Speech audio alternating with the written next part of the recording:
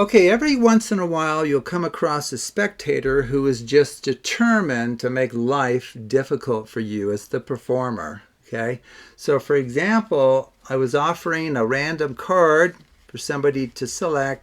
They selected a card, and then before I even knew it, they took their card and crammed it in the middle of the deck and then closed up the deck tight. And then they smiled and said, "Okay, find my card."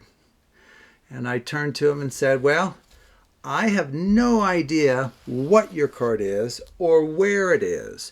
But one thing I do know, the cards know what card you chose and where it is in the deck." Okay? So we're going to use your card to find my favorite card in the entire deck. Okay? And even if you lie, nonetheless, the cards will compensate for that because they know what the truth is.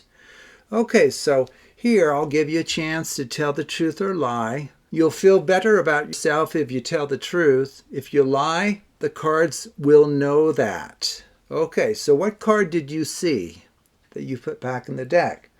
And they may say 4 of clubs. And you'll say, okay, very good. I'm going to break off about 2/3 of the deck here. And we're going to use your card, 4 of clubs, to find my favorite card, which is the ace of diamonds. Okay, so I'm going to spell out 4 of clubs, F-O-U-R-O-F-C-L-U-B-S. And then my favorite card is the ace of diamonds, A-C-E-O-F-D-I-A-M-O-N-D-S. And then we'll sandwich it in between your stated card.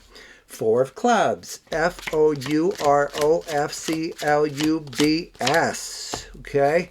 So regardless of the truth of your answer to me, the cards will find my favorite card. And it is the ace of diamonds, as stated already. Okay. Wow, how did we do that?